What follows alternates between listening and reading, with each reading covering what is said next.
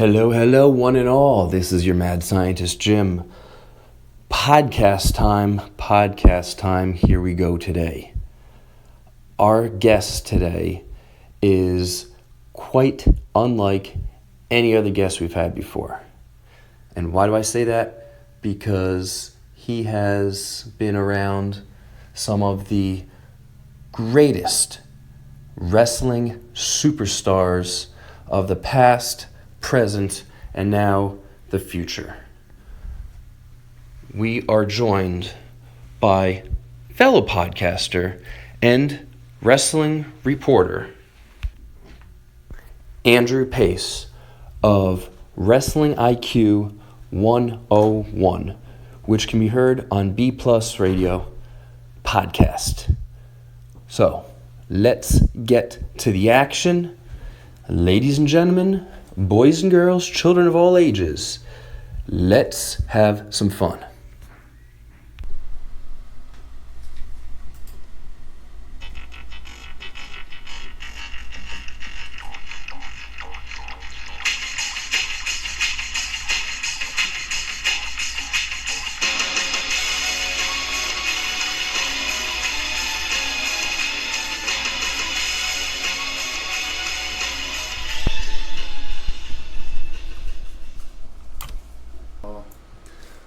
Welcome to the Functionised Podcast.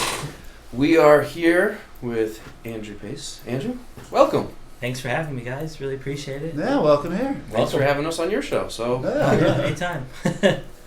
So, how long have you been in the around wrestling? Wrestling world. Well, I grew up watching wrestling when I was like 7. But, the last about 3 years, I've really delved into the world of wrestling, and it's crazy.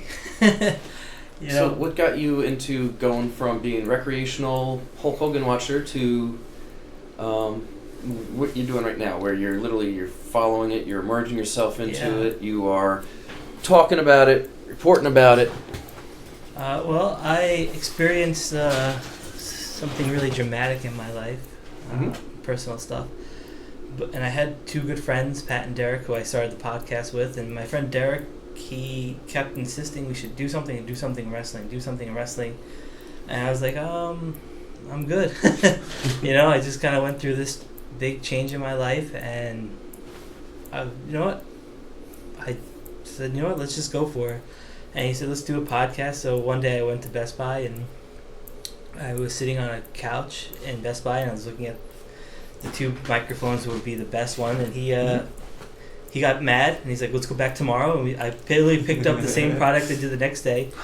And the idea was to do, if you go back and watch like the first 5 episodes, it's just the 4 episodes, it's just us ragging on Raw and SmackDown that we saw on TV, and there was no guest involved, there was no nothing, and then, we happened to land a guest, and then we lost that audio, and kind of glad that it happened. Never that happened way. Before.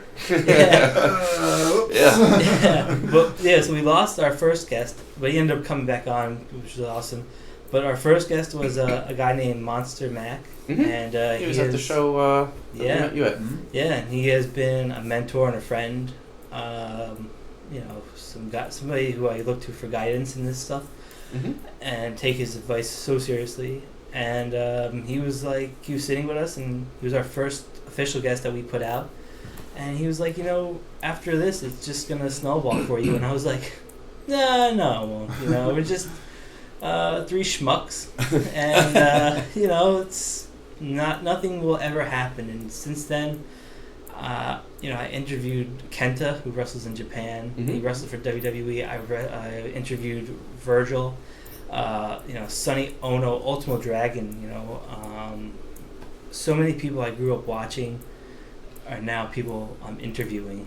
It's crazy. That's gotta be cool. Yeah, it's pretty surreal. It is, and people like, did you lose like that fanboy? No.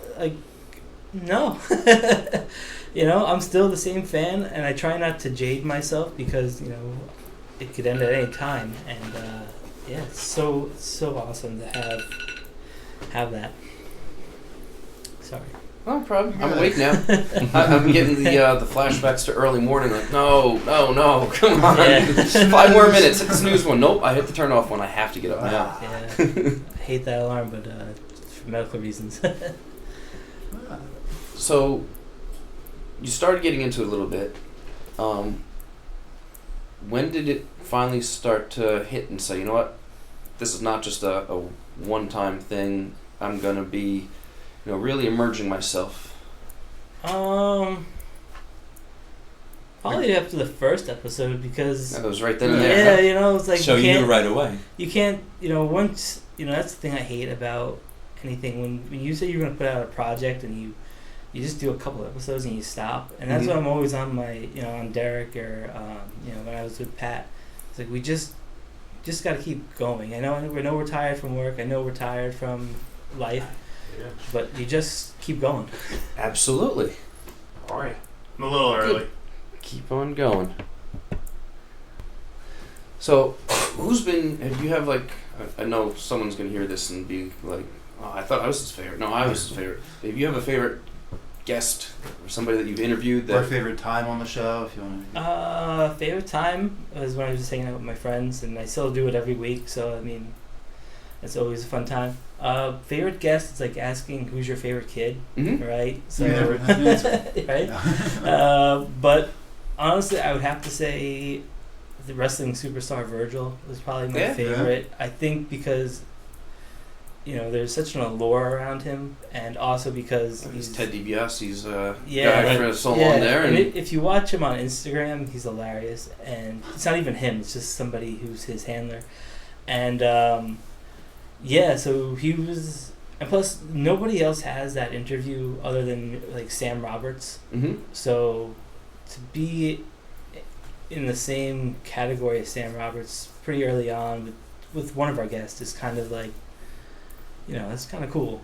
But also this, when people come by and they start to flourish, or they call up and they start to flourish, those are some of my favorite guests, because I saw the hard work that they put in, and I'm watching them now get on TV or wrestling on the WWE network, and it's kind of surreal.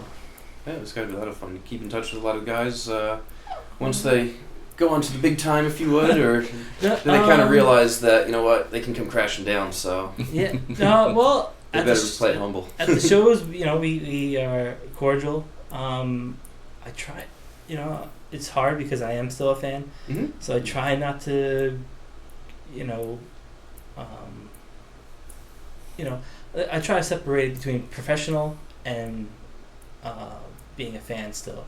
So I don't go out of my way to really text anybody. There's people I talk to and socialize with, but once the interview's over, we kind of just part ways, and then if we see each other at a show, we'll be social. We always keep in touch, but usually it's more let's just keep it professional. I don't want to get in trouble or start anything with people. Yeah, definitely get in trouble in that point. Yes. Is there who growing up has been your absolute favorite? There's been so many but it's from Bret Hart to. In the 80s, Bret the Hitman Hart was the man that I watched. It was always Hulk Hogan, but then when he went against the Ultimate Warrior in WrestleMania 6, all of a sudden, I found out that I liked the Ultimate Warrior better because I'm pulling for him. So. I was too young for that, but I had all that stuff on VHS prior, because we owned in my old house that we owned, we had a video store, and when they were done selling the tapes or renting the tapes, they would just pass them on to me, which was awesome. Yeah, so many wrestling moments that I relived. Living for the first time, but yeah, Bret Hart. Then it became Mick Foley, and I got to interview him for a few minutes. That was really surreal too. From just a couple of years ago, standing online to see him, to cutting the line, talking to him, which was so awesome. Nice. Lately, it's been CM Punk. I really enjoy him. Daniel Bryan. So what do you think about CM Punk being in mixed martial arts now? Yeah, good for him. Why not? That's his dream. Very, very cool. Have at it, right? I can't stop somebody. I'm doing what I want to do. Mm-hmm. So, people change. Do you follow mixed martial arts, UFC at all? Especially with some of the superstars that have gravitated that way? Socially, I do. I'll go out to watch the fight, but it's still, that's why I like wrestling. It's not as barbaric as UFC and MMA. Like the 5 seconons, the guy's knocked out cold. Yeah, I don't want to see people. I don't want to see people really. You do say not as barbaric. I remember there was a match in TNA. Yeah. I watched live when I was living down there. To all the events. It was just a lot of fun. Mm-hmm. It was Abyss versus Sting, and by the time the match was over, everybody had been slammed through the tacks. A table was on fire, wrapped in barbed wire that Abyss went through, and the match ended when Abyss was strung up on a cable by his ankle, and Sting took the barbed wire around the bat and just beat him to so much that I had to eventually call the bell. Yeah, sure. It was a lot of fun, but we're talking about barbaric. Yeah, it's to say the least. Right. Yeah, and I've been to a lot of shows where they use light tubes and stuff like that. It's really, and that's the thing. Like now that I know the guys a little bit better, I don't want to see them get hurt. I don't want to see people get hit with light tubes, but I'll still go because I know they consented to using that kind of stuff. Whatever they do for the show, right? Entertainment. Yeah, right. So. Yeah, I remember there was another show. We had a guest on, Brent Dale. He was a wrestler down in Puerto Rico. Had his time a little bit in the WWE for a very brief stint, so he still knows a lot of the guys, and did an indie show down in Florida, and he was wrestling Sabu. And Sabu would not let the match end until he jumped through a table. Really? It just had to happen. Once he went through the table, okay, call the bell, we're good. Yeah, I mean, that kind of stuff I still find fascinating, like Sabu and Rob Van Dam and. Like a Synergy ECW guy coming up pretty Rhino. soon with Rhino. Yeah, that's gonna be a lot of fun. And I've seen Rhino versus like Samoa Joe up here for like $20, and then like it's crazy. I had to spend. It's a heck of a match. I had to spend like $60 to see them both on a WWE show just not too long ago. I'm like, this is crazy. I used to watch these guys up the block for me for $20. Now I'm spending $65 plus tax and whatever. And that was like the best part about growing up and liking indie wrestling is that everybody I watched from Jersey All Pro became something. Mm-hmm. And even if they didn't become something famous, they own successful wrestling companies or they do successful things. Absolutely. Hey, we're at Functionised. We gotta get everybody fit. FIT. Sure. I'll be right there. You guys keep podcasting. All right. We're still rolling. We're still going. It's all good.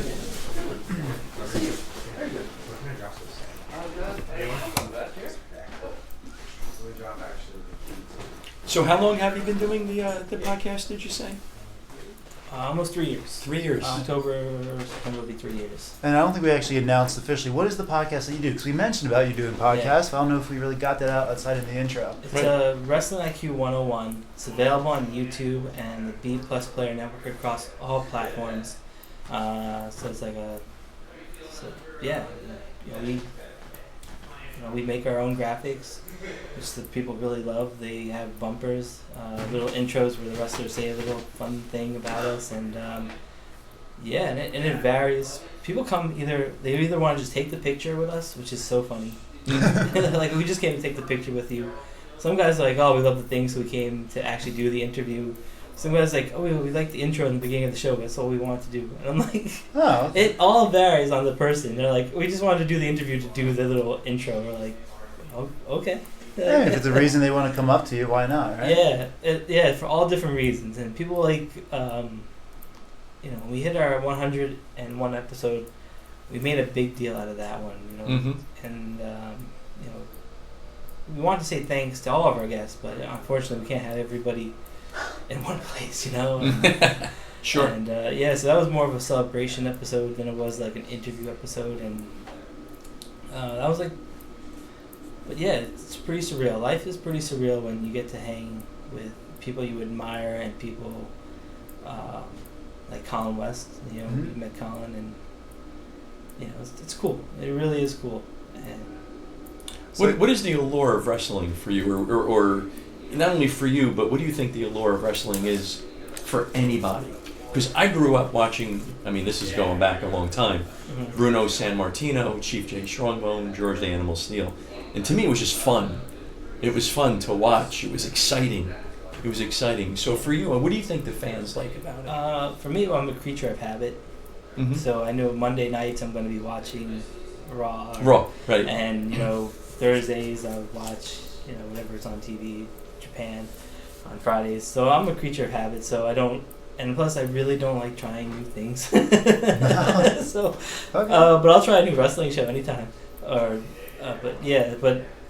what I think it is, I think it's the allure of these people are superheroes. They do crazy things that you and I probably don't do in the normal world. They say outlandish things that we wish we could tell our bosses and our friends sometimes. Right. And our and our peers. So I think the idea of that, plus the production has gotten so much better since the 80s too. And I think it's the fact, especially if you watch WWE or TNA or Ring of Honor, they present their roster as you want to see these people. You have to see these people because they're going to do something crazy. And most of the time they do. And when they don't, and you watch it again to see if they did do something crazy. So I think it's the continuation of the stories and the storyline, right? Yeah, the storylines and the characters. And they definitely do a good job of like building people up and getting you excited. Like I remember, granted, a couple different age generations here, but I remember when Goldberg started coming this scenario. Yes. And it was everything like 8-second finish. You just see him standing there like with an ox, like look down, spear someone, like done.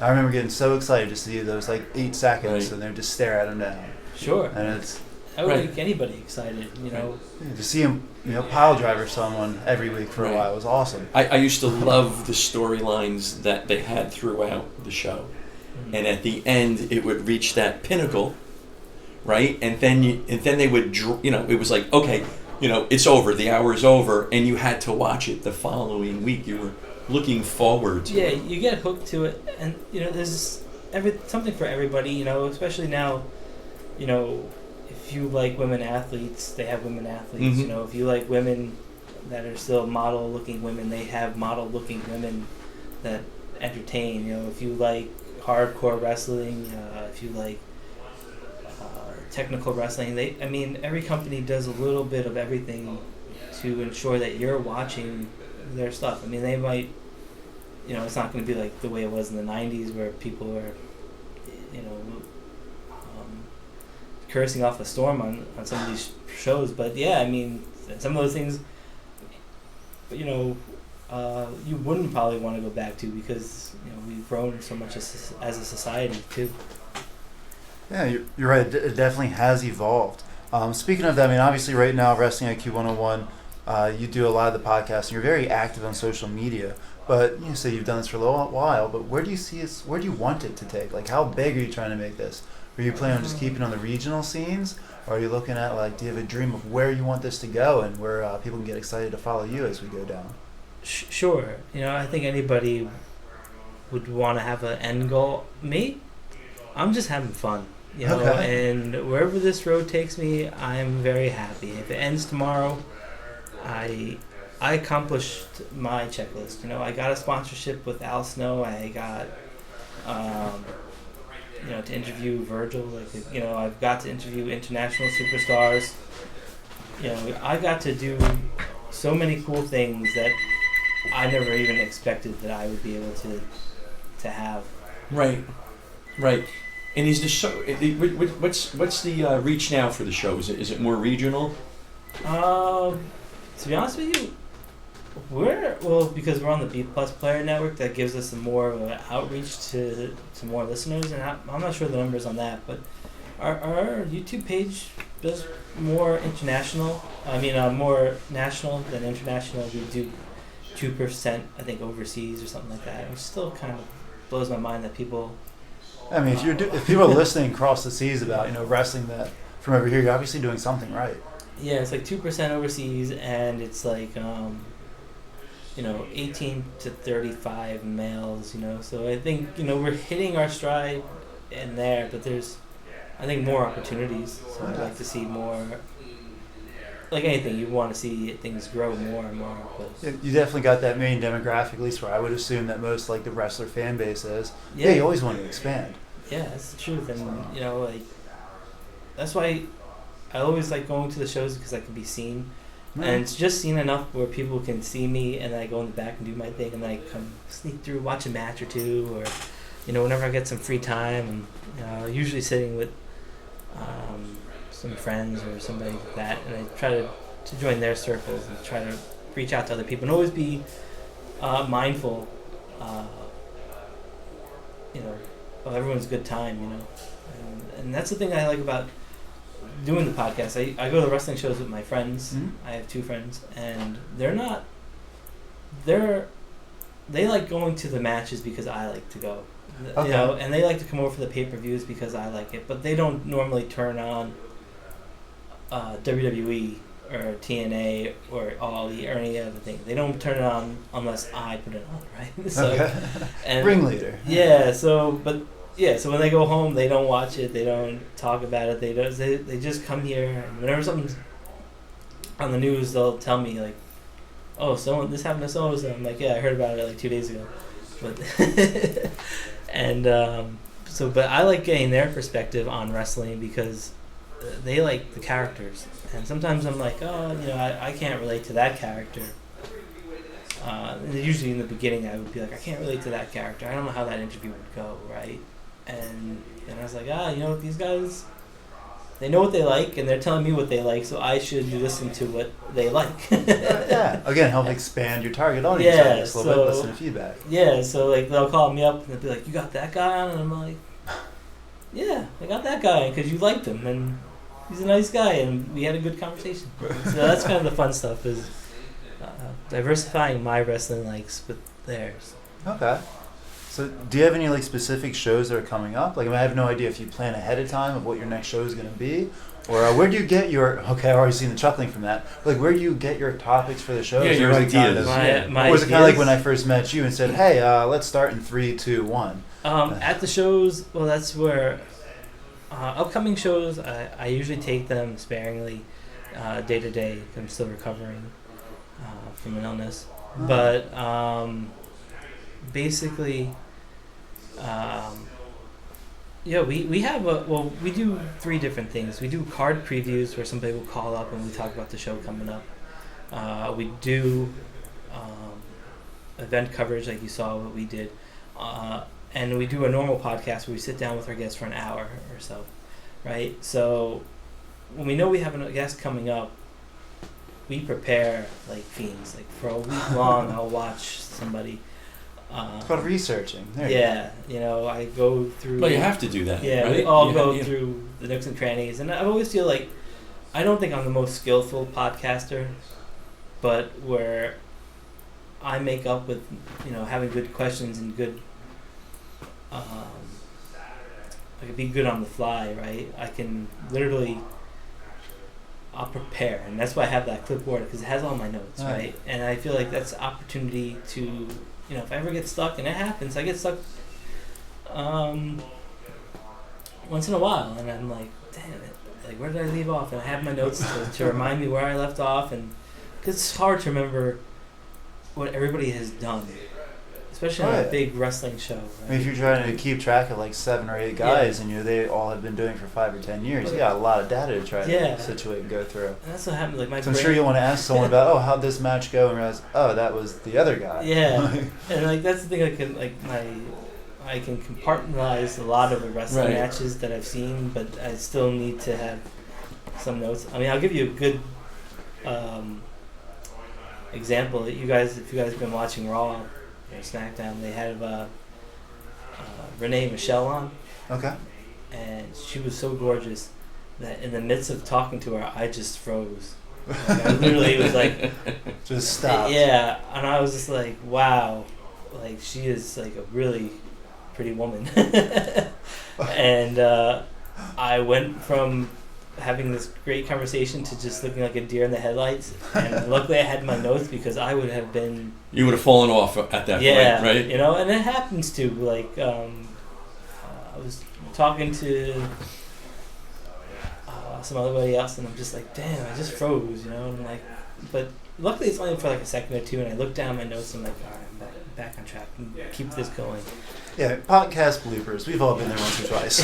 Yeah. Yes, we have. That's the thing that frustrates me too, when like, you know, things don't go your way sometimes, or sometimes like that's when I'm learning to be more like, okay, you know, I can't control everything, and I think So Monday night at like what? you know, 7 o'clock? I'm pretty easy going to begin with, but when it comes to this podcast, I'm pretty like, you know, it has to be done. It has to be done right. You know? Well, it's kind of become your thing. I mean, like I said, you've taken a great job Right. nursing it, just watching it Yeah. grow. You brought it into an awesome thing for everyone can sit down and enjoy. Yeah. So like, on this, I know you said about like regional events or anything, but you know, for the people that are following you, or for the people that's following us that wants to jump in, Mhm. like what are the next couple events that you plan on going to, or anything that you can get other people excited to know about this? Like I didn't even realize there was so much local wrestling events until we actually started chatting. Local ones. Or any that you plan on going to recently? I'll just say this: Synergy has always been good to me. So Okay. you know, you can always try to catch me on a Synergy show for sure. SWF, I'm not sure about the dates, you know, because I usually just take it week by week. But yeah, SWF is really good. They have a great fan base. They have another product coming out, Appetite to Fight, A2F. So I'll probably be down there for their first show, willingly. And UWA Elite does a great job. You know, I've interviewed a lot of the guys from WrestlePro, and they do an excellent job. So you can find me all over the place. There's not just one company. That's one thing I love about Jersey. You know, even if I don't do a podcasting episode from a place, I could still sit there and watch the matches and you know, learn. Awesome. Yeah. How did you get hooked up with some of the like Synergy? And I mean, you're right. They were so good to us and greatly appreciated being there and being around them. Well, Synergy, I got hooked up because I became friendly with the previous owners, and they wanted me to come in and just do card events, and then you know, it sprung up to Colin was going to come on and talk about the show and hype it up for people, and you know, they wanted me to come in there and help them be the official podcast, and I was like, they had vision. You had a solution. They had vision. Yeah, so it just kind of became, like, you know, I guess I was still kind of new to that scene, so I was a little timid. So I'm like, you know, I'm not really supposed to be here. You know, my first. But meanwhile, they're saying, "Come on in. Yeah, you belong. And You're one of us now." Yeah, and people. I don't think a lot of wrestling podcasts don't do what I do. They don't go in the back and talk to people. And I've gotten that opportunity, and I'm very grateful for that, and I take that very seriously. And my first time I ever did it was at a JP show, and I'm talking to Matt Riddle and Keith Lee, and these guys have just signed with NXT. And my second show, I'm talking to like Deonna Purrazzo, who's also now in NXT, and I'm like, this is crazy. People I'm talking to are getting noticed, or you know, these people that they're inviting me to do their shows, and I've seen it so many times growing up. You know, I used to go to the rec center in Rahway, and I watched Brody Lee, and he became Luke Harper, or Kenny Omega before this whole New Japan and AEW expansion that he's had. I've been watching him for so many years, and nobody knew of this curly hair guy, and he's one of the biggest stars in the world now. And I watched him for $20 in my local gym, you know, and it's crazy that, you know, so I take that stuff very seriously, and I over prep if I know there's going to be, for everybody on that card, no matter if you're the first match or the last match, there's enough detail that goes into my prep for your questions, because everybody matters. Anybody can be, you know, in that position to be signed at any time. And that's something that I hope for everybody. I hope everybody, I know realistically it won't happen, but for everybody, I hope this is just a stepping stone with some of these shows to various things. Sure. Now, what do you think separates the individuals from where they are and staying where they are to actually achieving that next level? I mean, you've seen enough guys now, so you've got to understand. I'm sure there's a certain something. What is that something that you've seen? I don't know if I could nail one thing because I don't work for these companies, these big corporations. So I watched last night. I watched AJ Styles. Yeah. He's in the ring, and you just watch. He's so methodical, and knows when to have that quick burst of action, and then when to just put these sequences together. It's just so smooth. Yeah. Do you find that some guys are like that, or is it just there's something else that I'm not even thinking about? Where it comes to map preparation, what I could say is that everybody that I've seen has handled their match with the utmost care, even if it's the first match or the pre-show match or whatever. But that one quality, I mean, I think it's the way the fans have to take to you. Yeah. So if there's like some charisma somebody has, Yeah. So you know, a guy you're just Goldberg, who couldn't wrestle back in the day at all, but the fans just loved him. Yeah. No matter what, just spear through a guy, jackhammer, done. He has to get the push, right? Yeah, sure. Or for example, I think a lot of those guys, I'm pretty sure, make their own theme or come up with their own entrance, and they have a lot to do with their persona, right? So sometimes you could be a good wrestler, you might not have the best persona, or you could be a good wrestler and people might just get behind you like that, I don't know what that secret formula is for somebody to succeed, and I think if I did, or if someone or a wrestler knows it, they would I think they would probably bottle that up and sell it, Of course. Because sabermetrics of yeah, Right. but I think that's why there's so many seminars. You can go to most wrestling companies have a little seminar sometimes, and they bring in people, and I think the best way, and I hope a lot of wrestlers do this, learn from people with a lot of experience, even if they haven't made it, they know, made it to the big time or something like that. But they've had 30 years or plus of experience.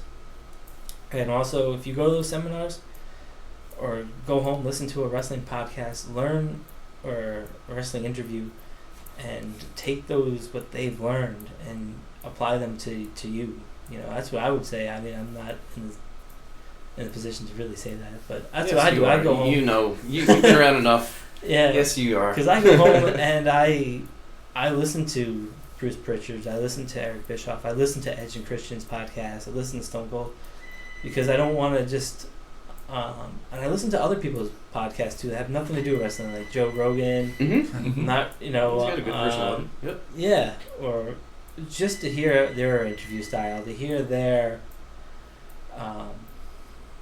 so I learn, so I get better, and I spend a lot of time learning from other people, and I hope other people do that as well. Oh, absolutely. So when are you making your appearance in the ring? I've already made an appearance. Okay. Beats you to it. I haven't wrestled. Mm-hmm. I can't ever wrestle, but I've been able to do 2 appearances in the ring. I don't know when the next one will be, but I'll be ready. You heard him here. He's going to be ready. Yeah. He's at Functionised now, so he's got all the equipment to be ready. Yeah. we have it all here to help you out to get you there, right? It's funny because on social media I kept calling it my day butt. I literally stole that from my Matt day Riddle. buttons. As like my coworkers from my regular job, they're like, "What are you doing this weekend?" I'm like, "It's my day butt." So to hear you on Wrestling IQ, how does somebody do it? the easiest way is you just go on YouTube and type in Wrestling IQ 101. Sounds complex. YouTube, is that Yeah. some newfangled thing the kids are using nowadays? You can also do it through Google and type YouTube in front of it. Yeah, you can do that. We could go that route. Or you can go to B Plus Player Mm-hmm. on all platforms: iTunes, Stitcher, SoundCloud, Google Play. type in B Plus Player, and then Wrestling IQ 101 is one of the premier podcasts on that network. Awesome. And if someone wanted to have any questions for you after this podcast, how would they get in touch with you? The best way to do that is if you go to any of our social media, Wrestling IQ 101 on Facebook, Twitter, and Instagram. Mm-hmm. You can always email us or DM us from there. Also, yeah, that's it really. Probably the best way to get us is Wrestling IQ 101. Awesome. So I'm sure when they go on to Wrestling IQ 101, they can leave their 5-star reviews because I absolutely loved it, right? Yeah, you can definitely do that. Just We like appreciate everyone that. right now will subscribe to Wrestling IQ, as they will make sure that they leave a 5-star review for this podcast as well. Yeah. Hope so. Exactly. All right, Andrew. I thank you so very much for being here. Thank It's you. been an absolute pleasure. Yeah, it's And- always good to hear someone else's view, and then just the crap ton of stories that you're bringing with you about your experiences, what you've done and gone through. I had to. Yeah, I know you. But no, thank you very much for coming on the show with us today. I really appreciate the Yeah, time. very interesting. Somebody who's been a wrestling fan all of their life. It's good to hear. And will you be at the next Synergy show? I plan to be at the next Energy show. Yes. Then we should see you at the next Synergy show as well. We will be the triage Triage physicians physicians. once again. Awesome. I'll be looking forward to seeing you guys. Awesome.